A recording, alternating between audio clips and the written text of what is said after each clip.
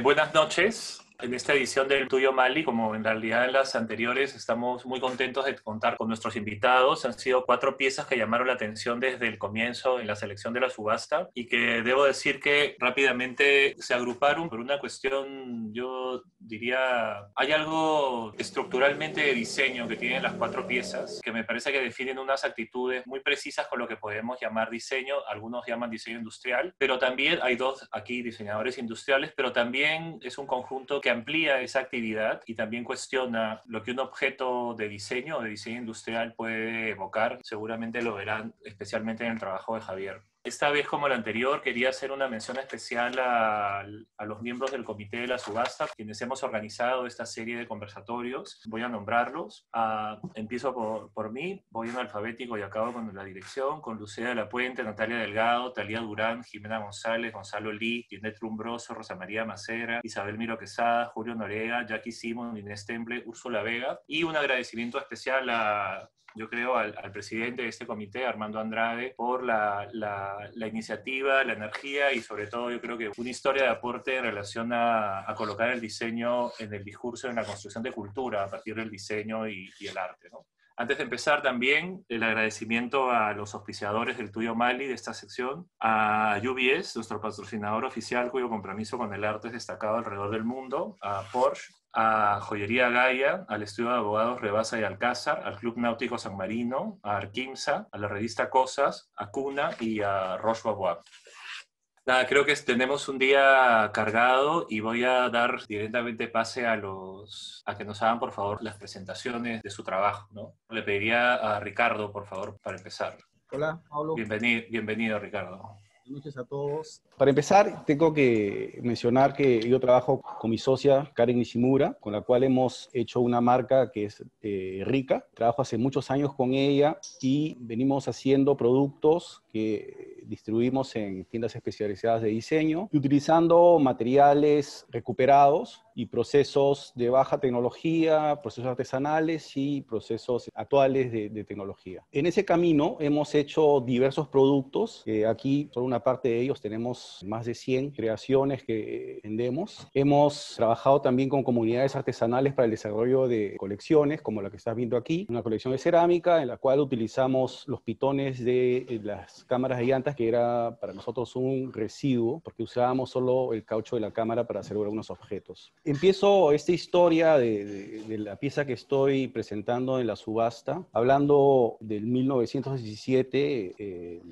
fenómeno del niño costero que trajo estos aluviones hacia la costa. Justamente yo tengo una casa de playa que queda muy cerca a una salida del Huayco. Entonces, todo lo que trae el Huayco va hacia el mar. Aquí ven ustedes cómo salía este barro con agua y también llevaban varias piezas de madera, raíces de árboles, etc. Entonces, caminando por la playa, yo me iba encontrando con unos pedazos de madera que me sugerían hacer cosas y se me ocurrió hacer una pasarela de madera, de piezas de madera que no tengan menos de 3 pulgadas de sección. Y empecé a recolectar esas maderas, pero no eran muchas las que podía recolectar. Y un día de esos, recolectando en la playa, me encuentro con otro recolector que recolectaba piezas de plástico. Y yo le pregunto, ¿qué recolectas tú? Plástico. ¿Y tú? Madera. Ah, mira, en la salida del río Lurín hay un montón de madera. Ya los plastiqueros han llevado todos los plásticos y solo quedan las maderas y nadie las recoge. Entonces yo fui a ver y me encontré con este panorama y bueno, pusimos manos a la obra y comenzamos a seleccionar en esta vasta área que iba desde Conchán hasta la salida del río Lurín. Todo esto bajaba por el río Lurín y era todo lo que había cargado en el cauce en este fenómeno del niño costero. Entonces hicimos una labor de selección de piezas de madera que ya habían sido trabajadas, troncos cortados, quizá eran partes de bancas o de banquitos, pedazos de puentes, pedazos de muebles y todas las maderas que nos sugerían qué poder hacer con ellas, ¿no? Recolectamos una infinidad de piezas. Aquí hay una parte solo de las piezas que hemos recolectado, maderas que habían sido trabajadas. Ya ustedes pueden ver ahí que ya tienen algunos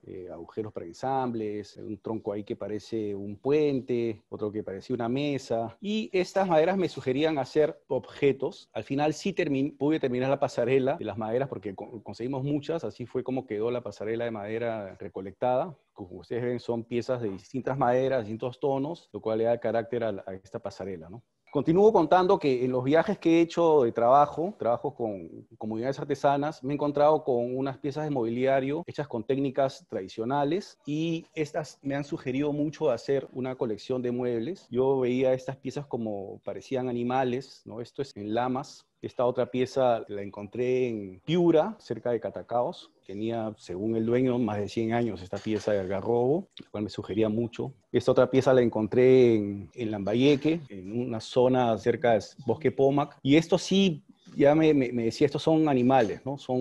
Tienen como vida. Entonces, a partir de ahí hice la colección. Pero en otros de los viajes encontré esta canoa que la usaban de mobiliario, ¿no? Ya no funcionaba, ya no la metían al río, en esa comunidad al lado del río Tambo. Y también me dio mucho una idea de cómo hacer un mobiliario a partir de una canoa, solo que eso para mí era inalcanzable, cómo vamos a llevar una canoa hasta Lima desde acá, y solo me quedó la idea esta de la canoa. Esa fue una de las primeras piezas que hicimos con esas maderas recuperadas. Esa es una banca, en la cual usamos acero para unirla, los tubos de acero. Esto es también parte de la colección, que utilizamos estas maderas que ya estaban así cortadas de esta manera, y ya tenían los cantos rodados, ya estaba pulida. Lo único que hicimos fue lijarla, ponerle las patas. Las dos piezas son de la misma madera, encontramos 4 piezas de la misma madera cortadas. Esto ya es un mobiliario construido con maderas recuperadas, no están las piezas ensambladas. Para nosotros esto es la tortuga, ella es parte también de la colección del mobiliario zoomorfo. Este es parte del cocodrilo, que es la banca, que completa la familia del producto. Pero bien, la canoa que tanto quería sí se apareció, y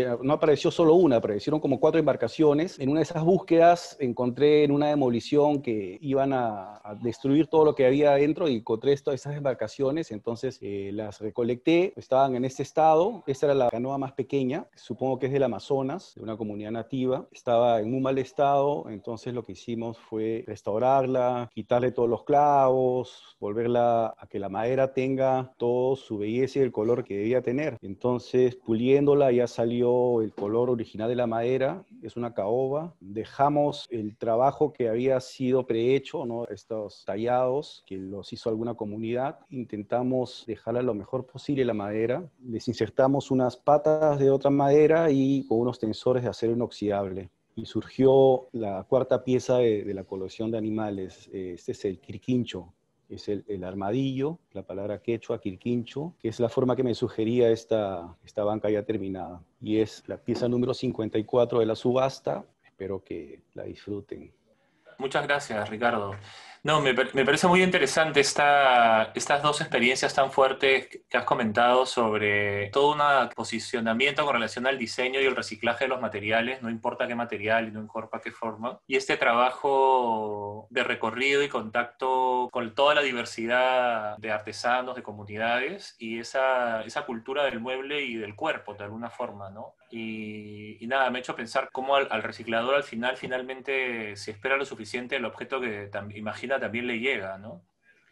Y Sí, esta... eso lo pensé, ¿no? O sea, hice como una Sí, fuerza, esa canoa la quiero, pero no podía llegar, pero era demasiado, pero aparecieron. Y justo apareció en sí. esa época de que estaba recortando las maderas, porque encontré a este amigo con una puerta en su auto, y dije, oye, ¿eso dónde salió? Ah, mira, hay esta casa que la van a demoler y no sé qué.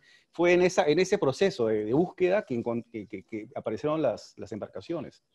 Además, es casi en forma de joya, porque es como una pieza finísima en realidad de caoba, vestida de cualquier pieza, digamos. No, no, me parece una historia fantástica. Y una pregunta, esta idea con los animales, porque yo creo que hay una cosa con los objetos, es algo que yo creo que es antropológica, pero siempre me acuerdo de la frase de Chabuca Granda, esa necesidad de hacer alguien de algos, ¿no? O sea, poder nombrar que un objeto con patas, ok, me voy a sentar encima, pero animarlo de alguna forma, ¿no? Darle alma. ¿Eso cómo surge? ¿Cómo Bueno, era algo aparece? que, la forma que me sugerían esas piezas de mobiliario que he mostrado al principio, la pieza de Bosque Pomac sobre todo, parecían animales. O sea, yo no podría desligar la idea de que eran parte del imaginario de esta gente, ¿no? Que los había hecho como si fuesen mascotas o parte de su cultura, y parte de su cultura es ver a estos seres, pues, ¿no? Cosa que no vemos en la ciudad. En la ciudad solo vemos perros en la calle, pero ellos sí se encuentran con otros tipos de animales a diario. Y creo que desde ahí sale este asunto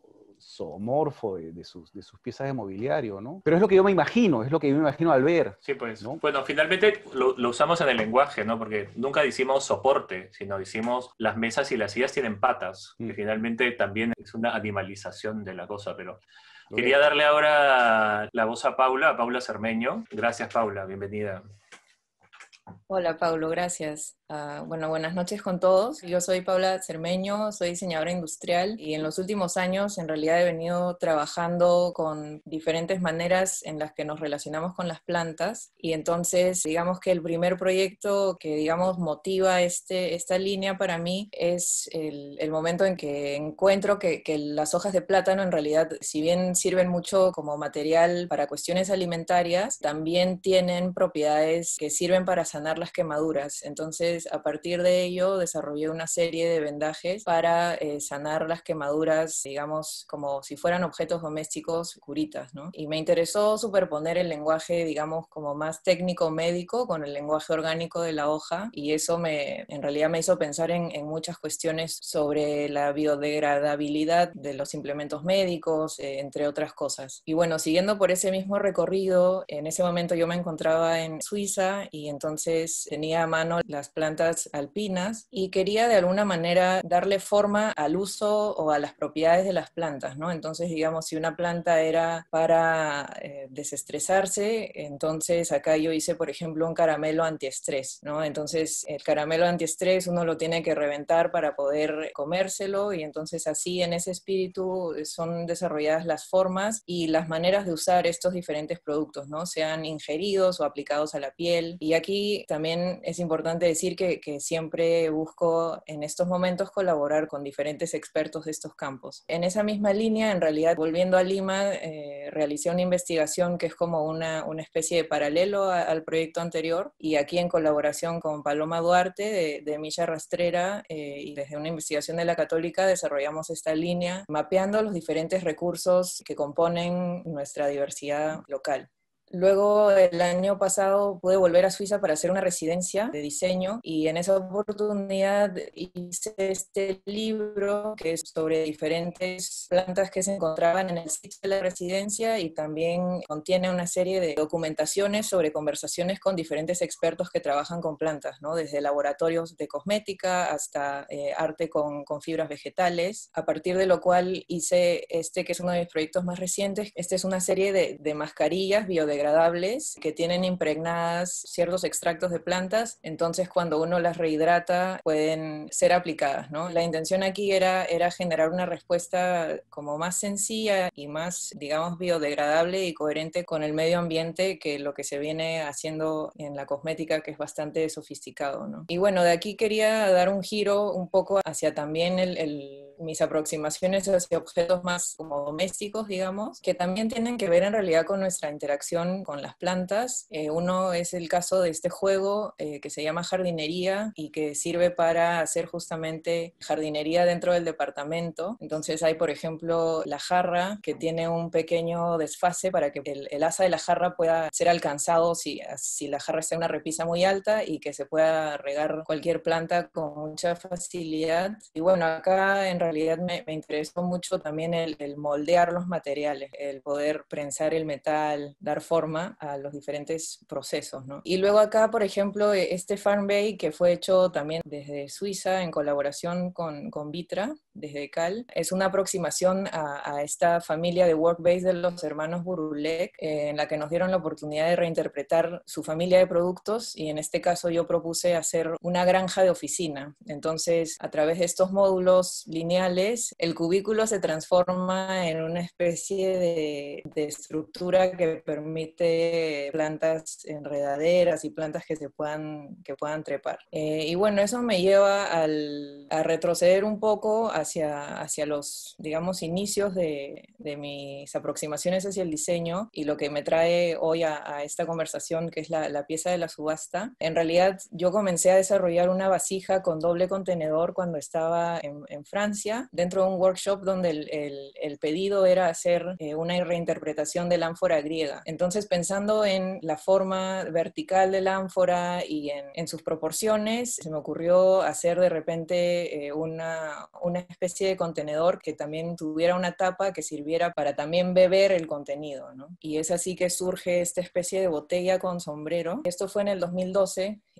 A través de los años hice algunas iteraciones más y para mí siempre era interesante el explorar cómo de repente variando los tamaños de las botellas y la forma de las tapas se podían generar diferentes funciones para estas botellas. Y para mí también era importante que la tapa se pudiera poner boca arriba o boca abajo. Y bueno, es así hace muy poco tiempo, entonces llego al taller Tarapacá, el que fundó Miguel Andrade y también del que forma parte de Moix de Matin, y es aquí donde decidimos retomar este proyecto y darle pues una nueva como interpretación, y justamente siguiendo con esta cuestión de la variación de los tamaños y de las proporciones, y ahora también con la capa extra de lo local, ¿no? De encontrarnos en Lima, de encontrarnos con personas de Lima que pudieran hacer las diferentes partes de este proyecto, y es así que desarrollamos una paleta de colores a partir de arcillas pigmentadas, y también logramos encontrar diferentes maderas tropicales y bueno, locales, y empezamos a generar una paleta de color para esta nueva familia.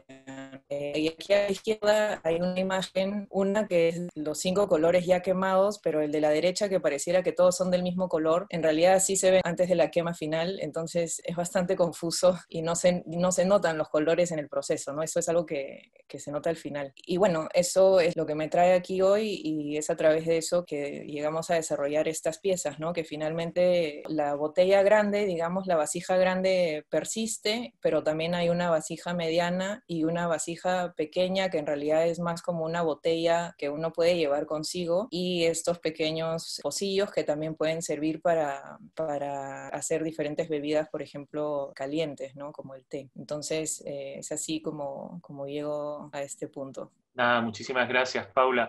Es muy interesante cómo una especie de precisión casi científica, muy metódica, se puede ver en trabajos relacionados con la botánica, pero me parece que también en la manera y sobre todo con la precisión que el trabajo se va desarrollando, ¿no? En el caso de estas ánforas y ese trabajo tan delicado, la madera y el barro, ¿no? Y me parece también fascinante esta realidad de esas vasijas que tienen el mismo color hasta que pasan por el horno, ¿no? Es una especie de sorpresa anticipada.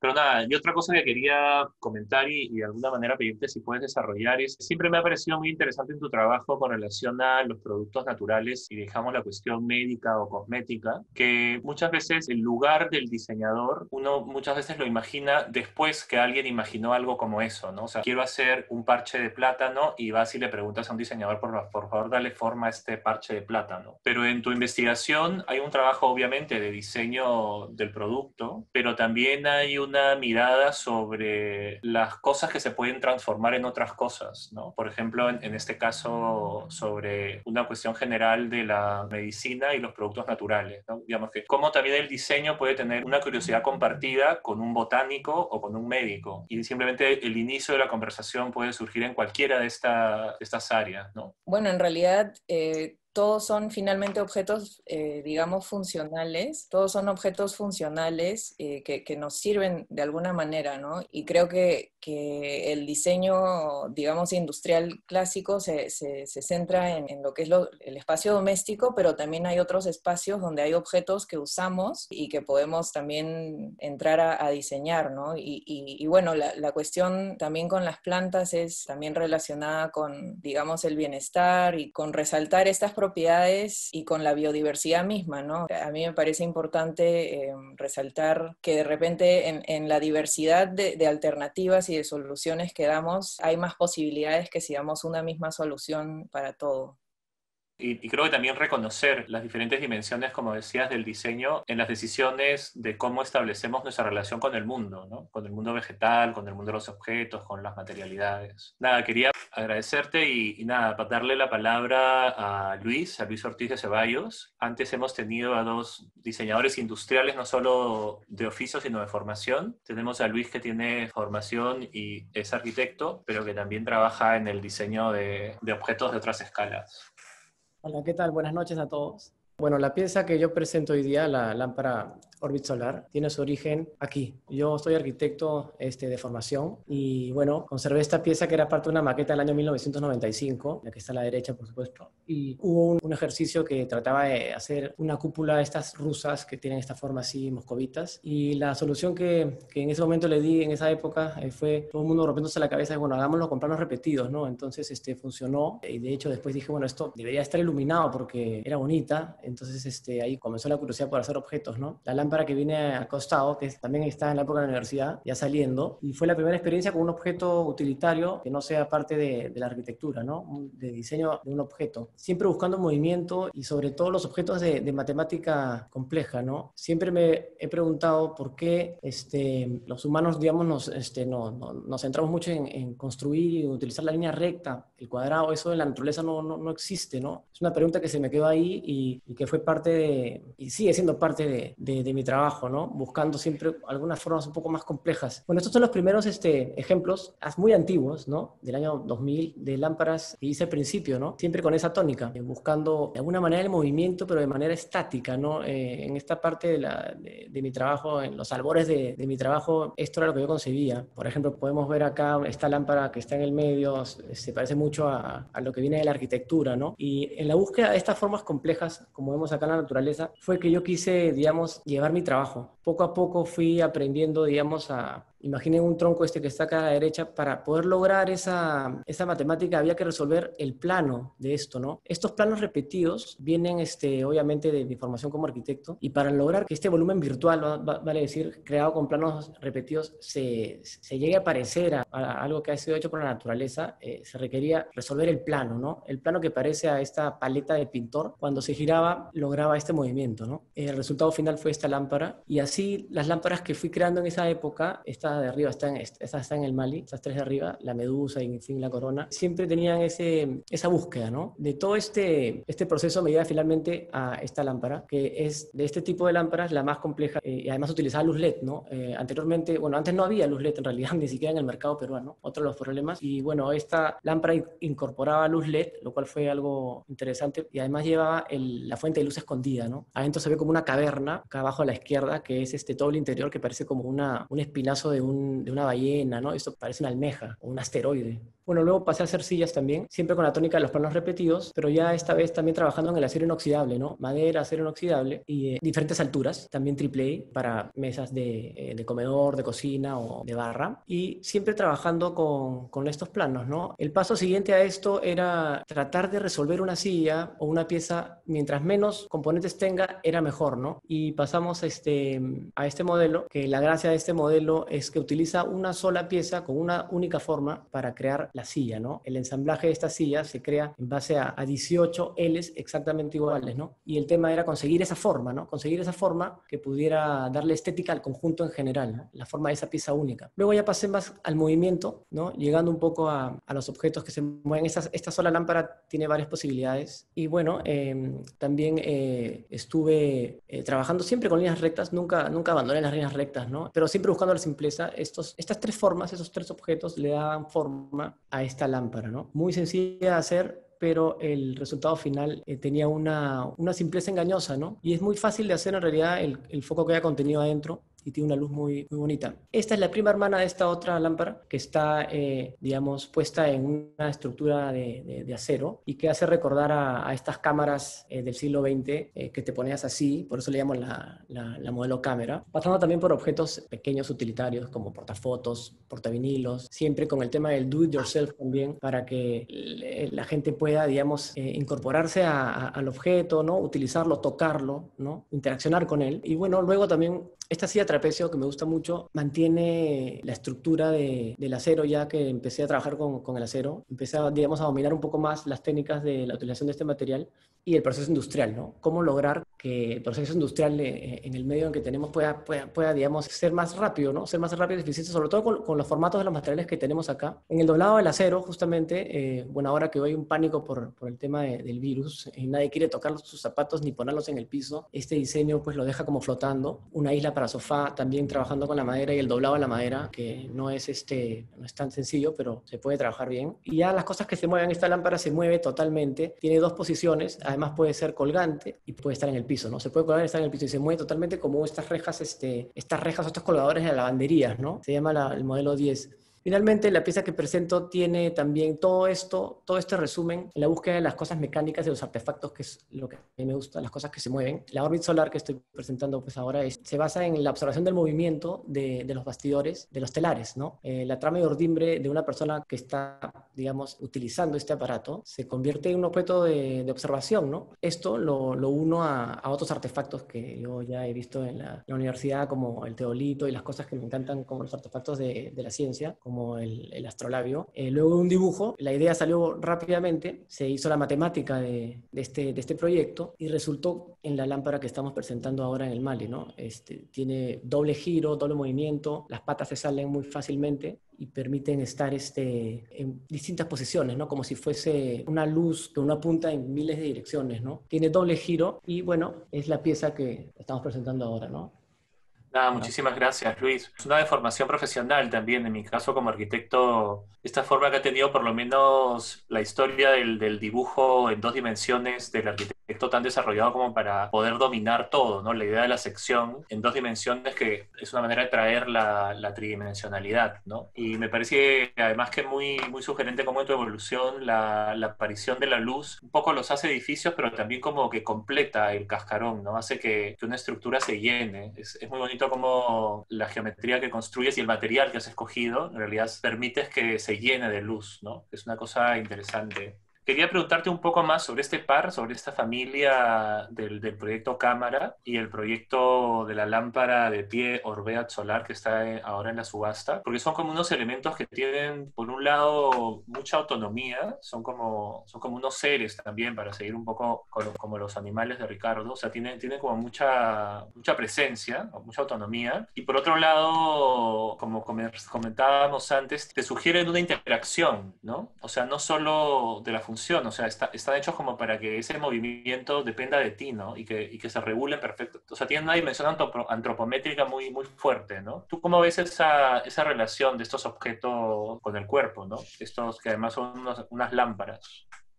Sí, o sea, bueno, sí, definitivamente una de las búsquedas de esos 2 trabajos es que la gente se aproxime a la obra, al proyecto, lo toque, lo manipule, no como suele suceder en casos donde no toques esto, no toques aquello. A mí lo que me gusta es que puedas manipularlo, ¿no? Y mientras más posibilidades de movimiento puedan tener las piezas, para mí es mejor, ¿no? Una silla que tú puedas armar tú solo en tu casa me parece algo muy interesante, o una lámpara que tú puedas prender, llevártela, empacarla rápido y armarla en otro lado, me parece también que es una ventaja comparativa, ¿no? en el diseño. Y la simpleza también, ¿no? Y la facilidad de poder hacerlo, ¿no? Sí, yo sigo, ahora que he vuelto a ver la cámara, me parecen bien interesantes esos 2 objetos porque no solo son objetos para que dan luz, sino son objetos para que tú con tus ojos los mires, ¿no? O sea, creo que no es tan casual esto que la penúltima referencia sea una cámara donde tu cabeza está ahí, y como un poco comenté o aluciné realmente, en este último, ¿no? Que yo veo como una mezcla de mesa de lectura, de cartas, de chamánica, etcétera, pero también esa esfera que yo la sigo viendo como una esfera para ver el futuro, o sea, son como lugares para hundir la mirada más allá del cuerpo. Nada, muchas gracias, Luis. Para cerrar este grupo quería pedirle por favor a Javier Rubio que nos cuente un poco su trabajo y esa idea tan particular que tiene de entender los objetos, diría yo, más allá del diseño, ¿no? De entender los objetos y la relación que nosotros podemos construir con ellos. Gracias, Paulo. Saludos a todos. ¿Cómo están? Les quiero hablar de esta pieza que he traído para la subasta del Mali, que es la lámpara sillas y mesa. Todavía no tiene un nombre definido. Es una lámpara que tiene su origen en una línea de otras lámparas que había estado trabajando, que se basaba en el uso de los residuos que tenemos en los talleres de carpintería. Producimos bastantes residuos que no son complicados de manejar, no sabemos qué hacer y muchas veces hasta son quemados, ¿no? Lo que causa un problema ambiental, son tirados a la basura, también terminan en cualquier lado. Entonces me pareció interesante darle un uso y creé este tipo de lámparas. Unas lámparas de estructura muy sencilla, de maderas de secciones reducidas, que son maderas que se pueden encontrar en los sitios donde depositamos los retazos. No tiene ningún detalle que vaya más allá de la funcionalidad de la lámpara. Estos fueron los orígenes. Habían algunas cosas como, por ejemplo, el tipo de pantalla que tenían, que dependía de cómo había sido colocado que en este caso cuelga y la pantalla tenía que taparlo, entonces tiene una forma particular. En este otro caso el foco, el socket está saliendo directamente de la testa de la madera, la pantalla necesita otra forma. Y mientras la hacía, no mientras la hacía, sino una vez hecha, también descubrí cierta elegancia en la lámpara que me pareció un plus que no había sido contemplado al inicio. Yo no tenía una intención de hacer lámparas elegantes, para no ser unas piezas bastante atractivas. Y prácticas también, como en el video este que les muestro, ¿no? Ahí pueden ver cómo el manejo de la pantalla permite que la luz llegue solamente al libro, en este caso, al punto deseado, y que ya no dé en el ojo. Tenemos lámparas de lecturas un poquito más complejas, como las pantallas giratorias, acanaladas, ¿no? Y esta lámpara, que estuvo en la VIC del 2016, que ya tomó un camino propio, ¿no? E incluso las anteriores que había llamado Cabo dejaron ese nombre para esta, y esta se llamó con su propio nombre Ishma. Una lámpara bien completa. Y otras lámparas más como esta acá que, claro, ya con unas dimensiones mayores, no son con maderas de desperdicio, pero tienen esa sencillez, esa linealidad que las puede identificar con las otras también, ¿no? Otras lámparas más también que se hacían.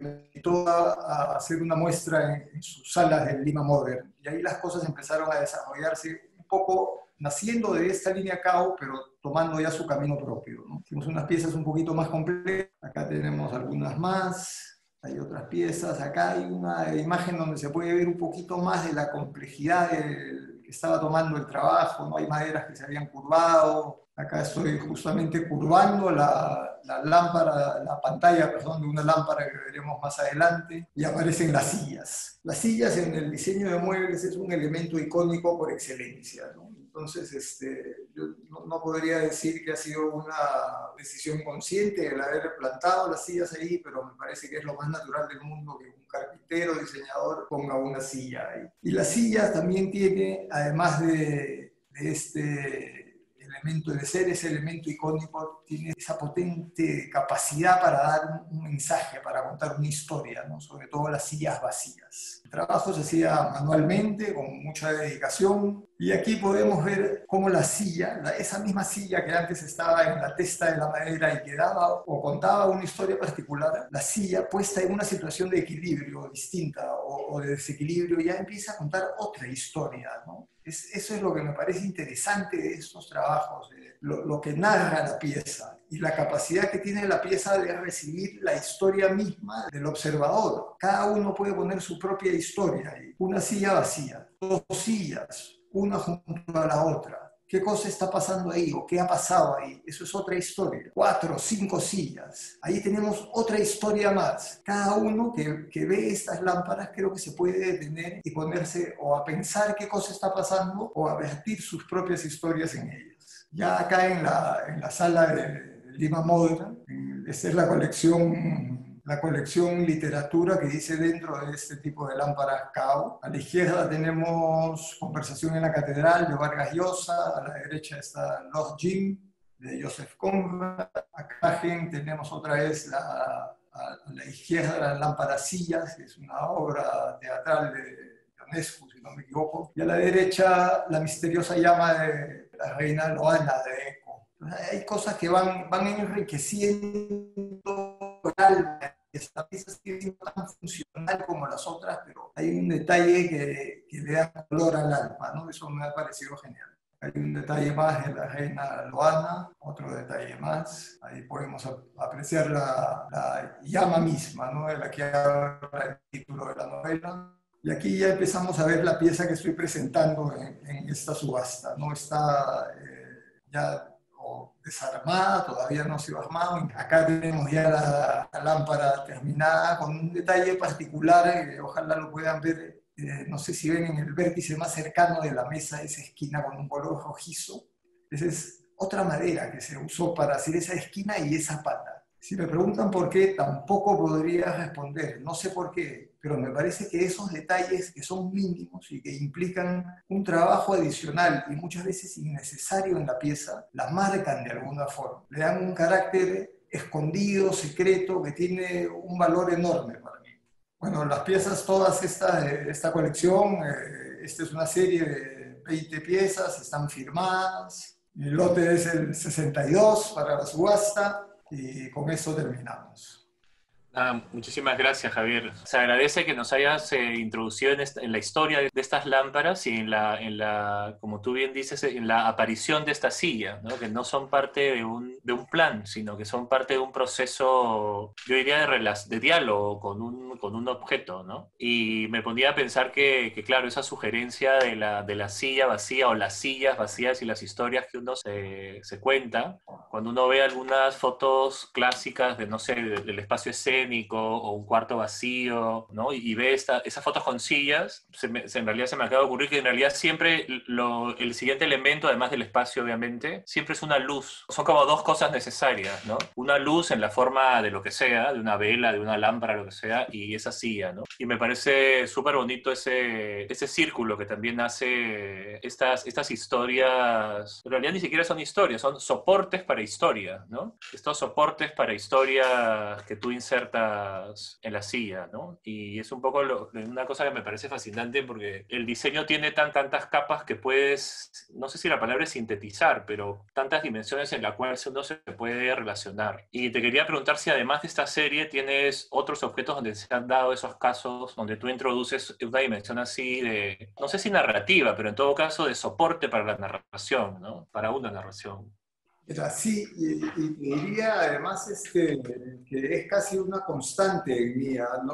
No siempre lo logro de la mejor manera o de la mejor manera que yo quisiera, pero creo que es un interés particular y que además, eso lo he estado viendo ahora que recién ustedes me han invitado acá a esta subasta, es un interés inconsciente, podría decir, casi constantemente de mí. La forma que yo tengo de trabajar es así, es bastante desde la incertidumbre y desde la no conciencia. Me parece que ahí hay una forma mucho, desde mi punto de vista, no quiero decir que no lo haga, no, pero me parece que hay una forma mucho más natural de trabajar, ¿no? Más natural en el sentido de que la conciencia muchas veces la considero como un ropaje. Cuando estamos pensando cómo lo vamos a hacer, muchas veces nos confundimos y pensamos en qué cosa es lo que quiere ver el otro. La inconsciencia o la no conciencia nos permite esa desnudez, ¿no? Mostrarnos tal como somos. Nada, les quería agradecer porque creo que después de charlas como esta todos nos queremos hacer un poco diseñadores o en todo caso entendernos como diseñadores y cómo a través del diseño se manifiesta nuestra idea de relación con el mundo.